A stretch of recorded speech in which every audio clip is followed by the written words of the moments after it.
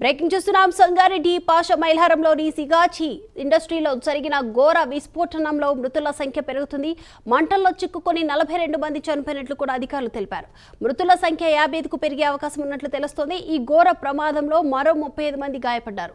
వారిలో 11 మంది పరిస్థితి విషమంగా ఉంది. ఇంకా శిథిలాల కింద చాలా మంది ఉన్నట్లు తెలుస్తోంది. వారి కోసం ముమ్మర గాలింపు చర్యలు చేపట్టారు రెస్క్యూ సిబ్బంది.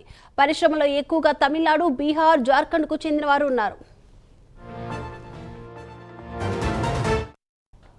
కర్మాగారంలో పేలుడు జరిగిన సమయంలో 800 డిగ్రీల ఉష్ణోగ్రత ఉందని తెలిపారు అధికారులు. భారీ మంటలు ఉష్ణోగ్రతకు 5గురు సజీవ దహనమైనట్లు కూడా తెలుస్తుంది. ప్రమాదం జరిగిన సమయంలో పరిశ్రమ భవనంలో 14 అంగుళాల మందంతో ఉన్న ప్లింత్ బీమ్ విరిగిపోయాయి. గుజరాత్ కేంద్రంగా ఈ సంస్థ చేస్తుంది. ఇక ఈ ఫ్యాక్టరీలో ముడి సరుకును శుద్ధి చేసి మైక్రో క్రిస్టలైన్ సెల్యులైజ్ అనే ఔషధాన్ని కూడా తయారు చేస్తారు. పాష మైలారంలో 4 ఎకరాల విస్తీర్ణంలో మందులు తయారీ జరుగుతుంది.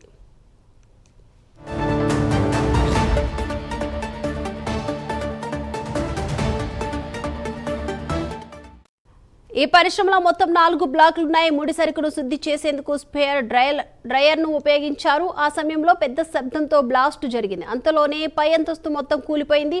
మరో భవనం ధ్వంసమైంది. క్వాలిటీ కంట్రోల్తో మరో యూనిట్లో మంటలు భారీగా వ్యాపించాయి.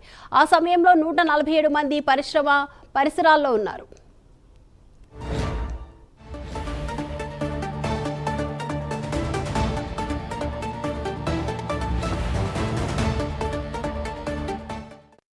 స్పేయర్ డ్రైయర్ పేలగానే ఏం జరుగుతుందో తెలుసుకునే లోపే కార్మికులు కాలిపోయారు. రియాక్టర్కు ముడి పదార్థాన్ని తీసుకొచ్చే పైప్ లైన్లు, తయారైన పదార్థాన్ని స్టోర్ చేసే పైపులు కూడా కరిగిపోయాయి. శిథిలాలు తొలగిస్తున్న కొద్దీ మృతదేహాలు బయటపడుతున్నాయి. బరువైన పైపులు, సిమెంట్ బీములు, ఇనుప గడ్లలతో సహా కెరైన్ల సహాయంతో తొలగించి ప్రయత్నాలు ముమ్మరం చేశారు. ఇక కాలిపోయిన మృతదేహాల నుంచి కమరు వాసనలు, రసాయనాల దుర్గంధం వస్తుంది. ఇబ్బంది పడుతుంది.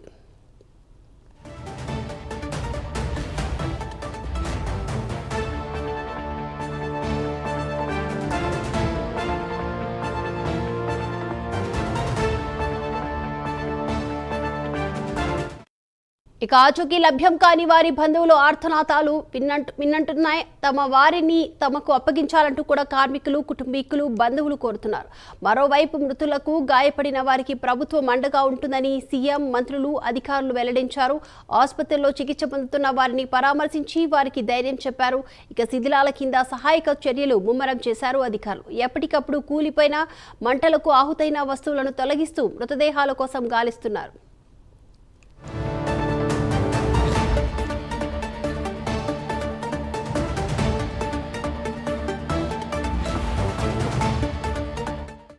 ఈ ఘోర ఘటనపై సీఎం రేవంత్ రెడ్డి ఎప్పటికప్పుడు సమీక్షిస్తున్నారు. క్షేత్రస్థాయిలో జరుగుతున్న సహాయక చర్యలపై ఎప్పటికప్పుడు వాకబు చేస్తున్నారు రేవంత్ రెడ్డి.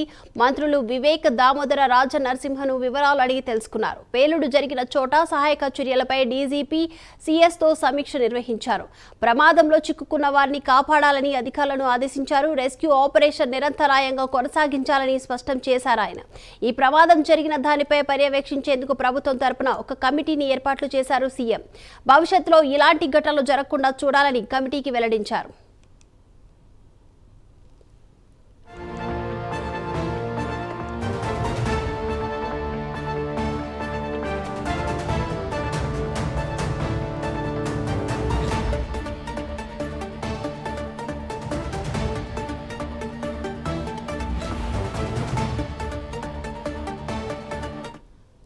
ప్రమాదంలో మృతి చెందిన కార్మికుల కుటుంబాలను ఆదుకునేందుకు అవసరమైన అన్ని చర్యలు చేపట్టాలని అధికారులను ఆదేశించారు ముఖ్యమంత్రి. గాయాలైన వారికి మెరుగైన వైద్యం అందించాలన్నారు. ఇవాళ పాష మైలారంలో జరిగిన ఘటనా స్థలికి సీఎం రేవంత్ రెడ్డి వెళ్తారు. అక్కడ జరిగిన ప్రమాదంపై ఆరా తీస్తారు ముఖ్యమంత్రి.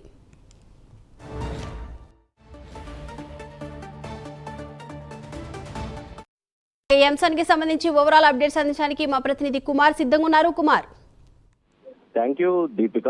తెలంగాణ చరిత్రలోనే ఇదొక పెను విషాదం అనే చెప్పొచ్చు. నిన్న ఉదయం ఏదైతే పాత మైలారంలోని ఏదైతే ఒక రియాక్ట్ ని భారీ ఎత్తున ఏదైతే మంటలు అయితే వ్యాపించాయి. ఈ నేపథ్యంలో వెంటనే సహాయక చర్యలు కూడా చేపట్టారు. ముఖ్యంగా ఏదైతే ఇక్కడ దీనికి సంబంధించి ఎప్పుడైతే ఈ రియాక్టర్ పేలిందో అక్కడ చాలా మంది కార్మికులు అయితే పనిచేస్తున్నారు. ఈ కార్మికుల్లోని ఇప్పటి వరకు కూడా 42 వరకు కూడా చనిపోయినట్లయితే ఇప్పటికే అధికారులు అయితే చెప్తున్నారు. ఈ సంఖ్య 55కు పెరిగే అవకాశం ఉన్నట్లు కూడా తెలుస్తుంది. ముఖ్యంగా బీహార్, జార్ఖండ్, తమిళనాడుకు చెందిన ఆ కూలీలు ఇక్కడైతే పనిచేస్తున్నారు. నిన్న ఉదయం ఏదైతే ఈ రియాక్టర్ పేలడంతో కూడా అక్కడ ఉన్న అడ్మినిస్ట్రేషన్ బిల్డింగ్ మొత్తం కూడా పూర్తిగా నేలమట్టం అయిపోయింది.